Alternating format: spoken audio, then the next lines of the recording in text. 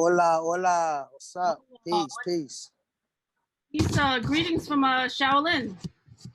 Greetings, peace, Shaolin, peace, Staten Island. I'm out here in the Lost Garden, Atlanta, Georgia. Yeah. It's a beautiful day down here in the historic 4th Ward, Edgewood Boulevard, Edgewood Pizza, as you can see.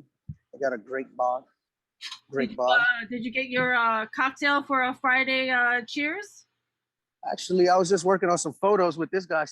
Say peace to the podcast, brother. What's happening? Just doing some photos, but we're gonna walk you guys in to the newest bar my brother just opened. It is called Handlebar. Linda, how you been doing? I haven't seen you since the what was it, the Wu-Tang tribute Art and Hustle party? Yes, the Wu-Tang tribute where Young Dirty Bastard came. We appreciated you guys coming that time. It was That's great right. to have you guys. Oh yeah, we really enjoyed that one. It was eventful, remember? And your friend that owns the gallery, I'm proud of them too. I really like the idea of like a fine art gallery in Brooklyn. Yeah. Mm-hmm. That's, you know what I'm saying, cultural. Yep. It doesn't matter what culture you're with, as long as you keep the culture in the community, then gentrification isn't too much of an issue to me. Yeah, like Janessa and Carlos, they're amazing. Well, definitely. My name is Els, DIGI Key to the City. I gave that name to myself. My real name is Ellis, so it only makes sense that I call myself Els. But I'm the key to the city, which means I just possess power to unlock doors in any city that I'm in. My Instagram handle is @Digi, DIGI_Els, ELLS. The Digi really stands for digital, which is kind of an ode to the Abbot RZA, Shaolin, definitely from the Wu-Tang Clan. But Digi is just more like a way of thinking. To me, I think that like some people are just advanced in thought and superior in thought, and they kind of move on a digital level, especially in this time, in this world, in this space. We've moved from an analog world to a digital world, and we'll soon be in a quantum world. Yeah.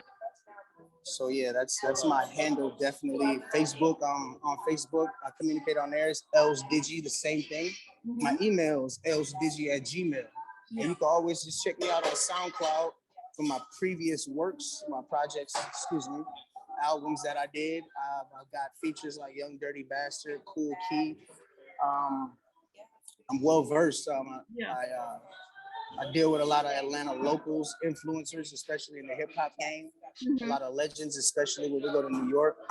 So y'all definitely check it out on the SoundCloud, but you have to search it right. It's Els, ELL $Digi on SoundCloud. So you're gonna get everything. What advice would you give to other people, young, artists like yourself who are trying to get into the field? And then like, how did you get into it? How did you get your connection with like Wu-Tang and Young Dirty Bastard? Like, how did you?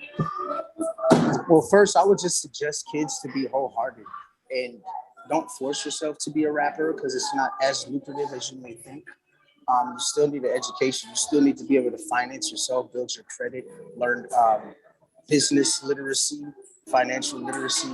I would suggest kids to graduate college for business, go and get an MBA, PhD, whatever you've got to do, then start rapping. How about you be an astronaut and then fuck around and make a fucking platinum album in space? Wow, while floating with an NPC. But that's goals. But yeah, I would just advise them to do that. And even if you're going to rap about illicit behavior, it makes it all the more creative because you're not incriminating yourself. Yeah. And I would hate to see any kid be subject to incriminating themselves through impressions that I could give them through hip hop music, which is an art form and expression. So I want kids to differentiate what's real and what's not. And that's understanding and see things for what they are, not for what they appear to be. So don't rush to rap, don't rush to hoop, and don't rush to be a criminal. Get your education, even if they gotta cheat and pass you up through there. You still pay. For me, stay awake in class, what you gotta do. But after that, if you want to get into it, I suggest you take the route that I did, which was just through performing arts and actual learning what the term rap is. It's rhythm and poetry, which is basically haiku poems over a beat, or just a formatted way of writing a poem that's over a rhythm. So just like R&B, rhythm and blues, like it means something. So I would suggest that they understand that first, and then the facets of hip hop that come along with it, and the history, so they can really make an honest leap or a dive into the culture in an accurate way, because you've got plenty of lanes that you can get in this, and not to make money, but what suits you for your expression to release, because it's always about avoiding black on black crime or just crime period, to do arts like making beats, MC, rap battling, break dancing. Now we've got other facets that come along with it, like skateboarding, graphic design. You know, we got people who are audio engineers, not just producers. So you have to figure out what your niche is that adds to the, you know, the complete. That's all you need to be all encompassing with the culture, is what I would suggest. Yeah, yeah. So how So yeah, how did you connect with Young Dirty Bastard and Wu-Tang? oh man, Young Dirty Bastard. That's a character right there. But that's my heart right there. That's my son, man. You know what I'm saying? And him and I crossed paths. I think it was my 25th birthday, November 11th, 2011. Mm-hmm. So the date was 11/11/11. Yeah. And I had previously seen him at a Wu-Tang concert when I was with my best friend, and we're like Wu-Tanged up, like caught collar beat up. You know what I'm saying? Fresh as shit, crowd surfing. And then they stopped the show and they brought out this kid. And he fucking was a spitting image of Old Dirty Bastard. And they said his name was Barson. Yeah. So it was just captivating at that moment. And after that, I went on the rest of the tour, the East Coast, the remaining stops on that tour. And he wasn't there. So I kind of was like networking with the Wu-Tang Clan, alone. Yeah. But I got a chance to see him, and it was like freaking Tupac hologram or like ODB hologram. It was just captivating. Yeah. No homo. It's just like, it was like, what the hell? There's a Wu-Tang kid. We thought we were kind of the only like Wu-Tang kids, or like, you know, young adults. But so long story short, he was doing a video that he had. It's a great one. You guys look it up on YouTube. It's called Welfare. Yeah. And Young Dirty Bastard features his daughters and a lot of the Atlanta Wu-Tang supporters that he was introduced to on that day. And we all were introduced to each other on my birthday, a special day, 11/11/11. And I turned 25. So it was at a tattoo shop I worked at the time, because I do tattoos. And I gave him a tattoo of his second born daughter. Her name's Wisdom, on his left arm. So we kind of like became friends forever after that. Like, I just freaking carved your skin. You know what I'm saying? Yeah. So we just started hanging out a little bit tougher, and you know, we're around the same age, and we're like the two biggest Wu-Tang heads to me in this whole city. So I took him out, you know, on the scene and showed him raves, and I just showed him our culture from my perspective as a skateboarder, a hip hop artist, and a professional actor as well, graffiti artist. And I know I have a big network, so we kind of took it upon ourselves to go on a journey to do it on our own without Wu-Tang, and build our own network and establish ourselves as local hip hop artists here in Atlanta, which I think we did a great job of doing a great job. That's amazing. I mean, like, it's always good for this, like, art and hustle to, like, let the people know, like, how you got your start, you know? So, here, cheers. Oh, yeah. No, well, if you don't mind, not to cut you, it goes a little bit deeper than that. I'm from Minneapolis, Minnesota, born and raised, the home of Prince. I went to the same high school as Prince did. Yeah. I went to the same high school as my aunt, my dad, my stepdad, my mom, and my uncle, and everybody I know. I know everyone in the city. So maybe the year was 2007, because I think I was on my way to my freshman year of college. I just graduated high school. 2007. They came to First Ave, the home of Prince in the movie Purple Rain. Yeah. Hey, peace. They performed. Say what's up to the podcast. You already know what it is, man. Vlog shit. So yeah. So, boom. They came in town. I was just visiting Minnesota because I was in the transition to moving to Las Vegas at that time. So it was like my last couple of days. I get a phone call on my cell phone, my freaking AT&T singular wireless Sony Ericsson, and my stepdad calls me, and he's a huge Wu-Tang fan before me. He calls me, he's like, Ellis, what are you doing? I'm like, nothing. I'm in the basement of my grandma's house. He goes, man, get your ass up, get dressed, and go downtown to First Ave and go to the Wu-Tang Clan shows tonight. I said, are you serious? He's like, yeah. He's like, I don't care, just go. Yeah. I said, I'm gone. Told my grandma, hey man, I'm about to go see Wu-Tang. She said, Wuhan. Wu-Tang, Wuhan, sounds crazy. I'm like, no, trust me, it's good. So get a couple of dollars from her, go take the bus all the way downtown Minneapolis, First Ave, historical. And I just did the knowledge and surveyed the scene and systematically figured out where the entrance was to the artist entrance. I was privy to that information and also found a scalper on the street that actually gave me a $5 discount. I spent $15 on a Wu-Tang Clan ticket and watched some kid that swore he was fresh and Clark Wallabee's Wu-Tang shirt get bounced out the building, and he gave me his shirt off his back because he was kicked out the show. So now I got shirt and a ticket, went there, and at the end, I just did what I felt was right, and I played my position as a young god, 5 next to guys on earth, someone that has knowledge of self. And I went there and I made sure that I made my presence known, and it seemed that the crowd almost acknowledged me as if I was with them. So it just kind of, I got the Wu-Tang shirt, nobody else has it, the Klan's coming out. So they invited me to come kick it with them at the Ritz-Carlton after that. And I went by myself on my skateboard, and I went and I got acclimated with them at that time. And that was pretty much my first introduction to everyone. So, and after that, it's just traveling and just showing up and, acknowledging who you are. They don't forget. Yeah, just networking. Yeah. My favorite rap group is like some things you just can't do. And it's always been a passion of mine. Cheers to networking. Excuse me. Yeah. Cheers. Happy Friday. Thank you. I needed that. But yeah, that's how you do it as a kid wanting to get in. That's the epitome of like art and hustle right there, right? You were hustling. Well, art hustle gets deeper than that, but this to me was more of paying homage in my hometown. It's where the journey started. Yeah. I was respectful and observant, and I was allowed to be amongst them. Yeah. I've met RZA maybe once or twice after that. Yeah. And he said he invited us to eat with him at a vegan restaurant as long as we were respectful men, because we're around his wife. His mother of his child. We call her his whiz, to keep his daughter, his family, and our son, which is his heart. That's young, dirty bastard, and son. So just being privileged to eat vegan at a 5-star restaurant, the Wu-Tang Clan. This is one of the like bucket listers for me, and an accomplishment to me that gave me the confidence to keep going. Maybe this is possible for me, but having humility and understanding it's not about me though. So that's why I felt like me and Young Dirty get along so well, because I want for him what I want for myself. What I want for myself, I want for my brother.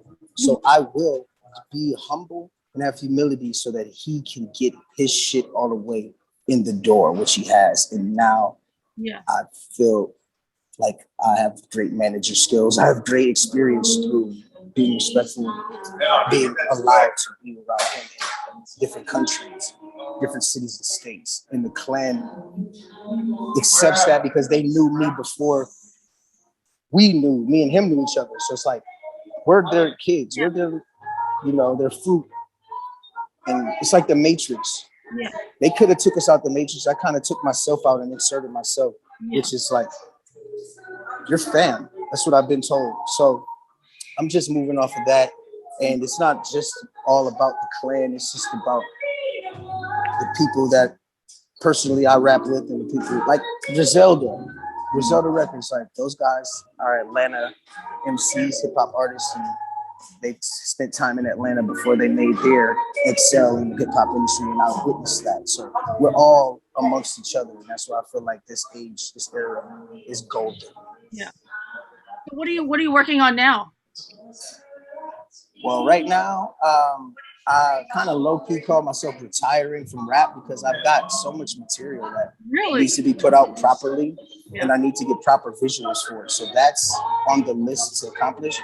But getting back into my acting a little bit more, and I'm about to have my first stand-up comedy debut September 8th at the Laughing Skull Comedy Club in Midtown Atlanta, Peachtree. Yeah. Well, congratulations. Some crack jokes. Yeah, I mean, it's a not to cut you, not to talk your head off. It just, like I said, all encompassing. Yeah. I do music, I do acting, you know what I'm saying, and skateboarding. Those are my three. You're a comedian. And yeah, if as long as I don't get, tomatoes thrown at me on the first day, I might become one. You know what I'm saying? But this is a hurdle right here just to Yeah. get through this 4 minutes I got. Yeah. Well, that's amazing. Congratulations. And this will be your first time doing Beyonce as a comedian. I appreciate that, Linda. I appreciate that. It means a lot. You're a dope person. When the day we met, I just grew a lot of respect for you for how you handled yourself, and you obviously have the boss's demeanor and the motif of a boss to me. And your partner, is his name Rezwan, or is that your friend? Partner's Dave. Okay, I remember him too. Yeah. But Rezwan, the guy that works with the Asian artist. He's a photographer. Okay, right. But he works close with the other artist that did the Iron Man piece, the huge piece, the Asian woman. Boogie. Right. Yeah. So I really admired your guys' art and the fact that you have this in the hood in Brooklyn. Mm-hmm. You know, the bodega's right across the street, you get a chopped cheese, you know what I'm saying? The Subway's right there. And there was a diverse crowd, I would say. And Artandhustle is a G thorough name. So that hat you gave me, I didn't wear it today because it just wasn't matching. But yeah, I still have it. It's still in good condition. And I just value the connection that we made that day. And sorry, your friend, the beautiful owner of the gallery. What's her name again? Vanessa, yeah. We kept in touch. So yeah, I still would like to, curate a show, and we could do a 2-part show. Maybe here in Atlanta, we've got gallery space here. Yeah. We can do one there in Brooklyn, or maybe even Staten Island. I've got connections there, like I told you. So we could put together. I really want to go with gallery art because that is what you want to call A-list artwork. It's gonna put you in an echelon. How people value your work when you auction it off, how much money they pay. Yeah. And there's people that I know here that do canvas art that are millionaires. In Atlanta, we have a heavy art. I wanted to say art department, but we have an art scene here. We got something what we call the art district. I call it the Black Art District because 2 Chainz owns damn near the whole block. Yeah. And it's just a bougie fucking posh bougie area, but there's galleries. And a friend of mine, he's a tattoo artist. They do this, so we could have a pop-up art gallery. Well, the funny thing is that when I did my Artandhustle shows, it's a little bit of everything. So I actually had a tattoo artist, of somebody who's doing body painting, and then I had vendors who were doing specialty drinks. So it was a little bit everything. So you have multimedia, regular canvas art, but then you had visual art, then you had music. So it was a beautiful space for everybody who had it's a juxtapose of types of art. Now we could have had a sculptor there. We could have had an abstract artist. We could have had a realist artist, a realism artist. We could have had a contortionist there. We could have had a freaking breakdance, an illusionist. Yeah. But does it fit the motif of art and hustle? Yeah. What I think that your motif is, it does fit the pedigree that me and Young Dirty come from. Mm-hmm. We enjoy selling baby turtles on the streets to make money and meet people.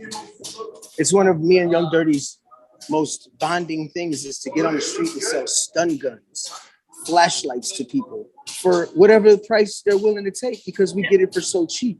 Yeah. And it's a bonding experience. It's a disciplinary experience. And say, for instance, we were outside selling fine art and it still held its value as if it was in a gallery. That would be awesome. But there is a difference between value being in a gallery. It gives you a certain value and a certain prestige. Selling art on the street, you're gonna have to get the person, the consumer, to not see the depreciation in value because it's outside. You get what I'm saying? So you have to speak as an artist and have the networking skills to be able to sell your art and not let people just look and bid. Yeah. Yeah. So Like, I don't know. It's just, basic principles. I think that I need to tell you that. You said that you were in like some acting also. Were you tell us some of the acting things and movies or shows that you were in? Hey, we'll start from most recently. I just did a featured extra role in the Genius Aretha film for Disney and National Geographics. I shot with them for 3 days on 2 different occasions. So I'm in 2 different scenes. I'm in the church scene and I'm also in the performance scene. So you get the adult Aretha and you get the baby Aretha. I was about to say urethra, but you're wrong. All right, and then let's see. I did Boomerang for BT as a featured extra, which you can see me in that show. I'm not exactly sure which episode. It was a house party episode with the rapper Dreezy was there. Dreezy, I believe Halle Berry had her hands in on it, and it was at Tyler Perry's studio. I've worked with Tyler Perry maybe on 3 different occasions. I was in Diary of a Mad Black Woman. I was in Meet the Browns, and I also was in... Oh, sorry. Tyler Perry's got so much stuff, but I also auditioned for him 3 different times for speaking roles for the TV show Meet the Browns. It just, the character didn't really fit me. I didn't want to play the kid next door that molested the girl. You know what I'm saying? Some for colored girls only and shit. Like, I dropped the baby out the window. Like, I don't want to be that guy forever. But it's an opportunity that, I had to be turned down because it wasn't right for me. So it built my confidence to keep pushing forward. Let's see. Most memorable to me was I was a photo double for Method Man in the Shaft movie with Samuel Jackson, Richard Roundtree, and Jesse T. Usher. Yeah. And unexpectedly, when I was casted as background talent. I went there and I just exerted myself. I fitted myself in, and I gained. The props woman noticed me, so she gave me a gold chain from the Biggie movie. She said it had a huge Jesus piece, and I stood out on camera, and I was right in the middle between Samuel Jackson and Jesse T. Usher in the club scene, smoking a blunt with a bucket hat and a gold chain. You're gonna see me when you watch that part. Oh. Then at lunch, the production assistant came up. Well, I believe she was wardrobe, or she worked close with the director. She asked me my neck size. Kids, when you're coming up acting and you're moving up in the ranks, whenever they ask you your neck size, you need to know it, because that means they're trying to take you from background to stand-in, photo double, or even maybe even a speaking role with potential, because they do have times where they need someone in case someone gets sick. Maybe the actor might have got COVID, who knows? Put you in there, right there. So always be ready for that. So I answered right. They took me to wardrobe. For some reason, I didn't know. They said, you're going to be Method Man's photo double. So they dressed me exactly like him. That's amazing. And they dressed me exactly like him. And I had to do hair and makeup with Samuel Jackson. So that was one of the closest times that I ever worked closely with the talent, so that what the PA told me was that this is going to level you up in your career. Follow Method Man, shadow Method Man. He's going to show you how to be professional. Yeah. And I said, that's what I want. That's $1 million worth of game for my favorite nigga. And when I was people always call me Wu-Tang Method Man. I don't look like Method Man. And I'm not his height. So they cheated and put me in there. Yeah. Blessing. So I got the pictures. You can look on Instagram, and it's just memorable. Method Man always remembers me since that first day I met him. So it's for us to be in a movie. He was leveling up in his acting career while I was.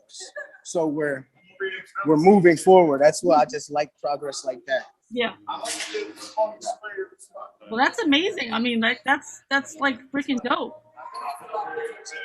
Well, I mean, that was an experience for me because I really did learn how to be more professional and how to not go to sleep like I did anyway. But you could just be an extra, just go to sleep all day, get paid. But if you really get in there and move around and you have training and you understand the etiquette, the on-set etiquette, they notice that. You're not supposed to talk to the talent. So they'll kick you straight off set. My next question is like, where did you get all of this? Like, was there somebody that influenced you to be able to hustle this hard and be able to be like outgoing and getting what you want? Well, Like, yeah, I definitely. Oh, I'm sorry, not to cut you. I apologize. no, it's okay. Go ahead. Okay, yeah, I definitely have people that I've been on this journey with that motivated me, but I've always been more heavily influential on myself. I'm not a really impactful person because I'm Scorpio and I'm kind of, you know, stubborn, rebellious in all sense. And I safeguard who I deal with because I don't have time for error. I'm looking to make this work. So, you know, the few people that I do cherish, and they may be 52 years old, I'm 33. Yeah. They listen to me and we walk and we build together. One of my friends, beside Young Dirty Bastard, is Divine Everlasting Life Seed of Law. Oh yes, I remember. I met him at the show. Right, Life Seed Media. He lived in Atlanta for some time, and him and I did hustling on the street Yeah, I gave to him. make money. I think he has a piece of my artwork in his. You're right. You gave us both one, so thank you, Linda. I love that. I'm not sure. Don't get mad, but a friend of mine just had to have it. Just had to have it. So had to have it. So I let Well, then you have to make sure that he takes a photo and tags me. It's a her. It's a she. Okay, but I want to see it. Like I want to see who has it and then tag me. So then. Okay. Well, I'll just reach back out and Yeah. Tell her to tag me like we'll have wherever much she fun hangs with it. that. So it's fun to see it in people's homes. Oh yeah, we'll get plenty more. So yeah, I mean that's a few highlights that I have. I mean, I was in Due Date with Owen Wilson. Yeah. I was visual. I was on camera. You could see me. Yeah. My cousins called me. They're like, "Dude, were you in this movie, dude? Fucking Hall Pass? That was you. Was you in Diamond Black Woman? That was you." Yeah. And then I was in Due Date with Robert Downey Jr. and the RZA and Jamie Foxx. Mhm. So I worked with in acting, some of the people that I would dream to work with on like a humbug. Samuel L. Jackson, Mhm. the RZA, Yeah. Jamie Foxx, Robert Downey Jr. Okay. Mhm. So I was just thinking about that the other day when I was watching the cast of Django speak, and I realized that I had been in a movie with two people that were sitting on the cast that were prolific A-listers, and it was Jamie Foxx and Samuel L. Jackson. So I'm gonna update my resume real soon. Yeah, definitely. I mean, it sounds like you're doing amazing right now. Things are going up. You said what? Excuse me? It seems like you're doing really good right now. Things are like moving along. So, do you think that did COVID with quarantine affect you in any way? Well, it did affect me, and not physically.